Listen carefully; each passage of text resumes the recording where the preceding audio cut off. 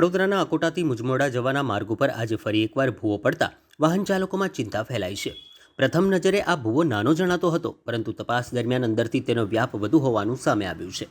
સ્થાનિકોના કહ્યા મુજબ અગાઉ પણ આ જ સ્થળે ભૂવો પડ્યો હતો. તે સમયે કોર્પોરેશન દ્વારા ભૂવો પૂરવાની કામગીરી કરવામાં આવી હતી, પરંતુ યોગ્ય રીતે સમારકામ નહીં કરાતા ફરીથી એ જ સ્થળે આજે ભૂવો પડ્યો હોવાનું સામે આવ્યું છે. આ ઘટનાની જાણ થતાં જ કોંગ્રેસના વોર્ડ 12ના પ્રમુખ રાકેશ ઘટના સ્થળે પહોંચ્યા હતા અને માર્ગની સ્થિતિનું નિરીક્ષણ કર્યું. તેમણે પાલિકાની કામગીરી સામે સવાલો ઉઠાવતા આક્ષેપ કર્યો છે કે માર્ગના સમારકામમાં ગુણવત્તાનો અભાવ હોવાથી વારંવાર આવી સ્થિતિ સર્જાઈ રહી છે.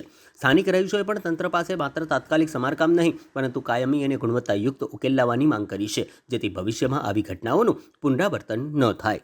ભૂવાની તો કઈ ન હોય છે. ભૂવો 10 ફૂટ ઊંડો છે અને 5-6 ફૂટ પહોળો છે. ઉપરથી નાનો દેખાય પણ અંદર તો આ ખાડા ખોદેલા જ હોય છે. અને આ ભૂવો 3 થી 4 વાર રિપેર કર્યો છે. કઈ કામગીરી કરી રહ્યા છે આ લોકો ખબર નથી. કોર્પોરેશન કયું મટીરિયલ નાખી છે, અંદર રોડા નાખે છે.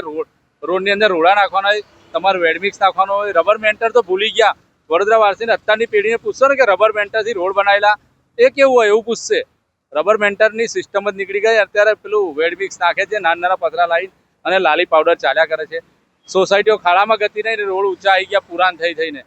એટલે વરસાદ આવે એટલે સોસાયટીમાં બી પાણી આ રોડના કારણે, અને એ જ કારણે પછી પાણીનો નિકાલ, એ પાણી રોડ બાજુ પાછું અંદર જાય છે અને પછી ભૂવા પડવા લાગે છે. પેચ વર્કિંગ બરાબર થતું નથી. પેચ વર્કિંગના નામ પર લૂંટફાટ જ ચાલે છે. એક લૂંટફાટ કેન્દ્ર બની ગયો. રોડના નામ પર બિઝનેસ ચાલી રહ્યો છે એવું લાગી રહ્યું છે. મજા આવી રહી છે અધિકારીઓને, કોન્ટ્રાક્ટરોને અને નેતાઓને કે ચાલવા દો પેચવર્ક. કોઈ રોડ નવો મંજૂર થઈને બન્યો છે આખો? કંઈ તમે કમ્પ્લેન થશે ભૂવાની એટલે એવું કહેશે કે જૂનો રોડ હતો એટલે ખાડા પડી ગયા. અરે પણ તમે નવો બનાવ્યો જ ક્યારે? તમે પેચવર્ક સિસ્ટમ જ ચલાવી છે આજ લગી, બીજું કંઈ કર્યું જ નથી. એટલે પ્રજાને ખાલી ઉલ્લુ બનાવશે, બીજું કશું કરતા નથી.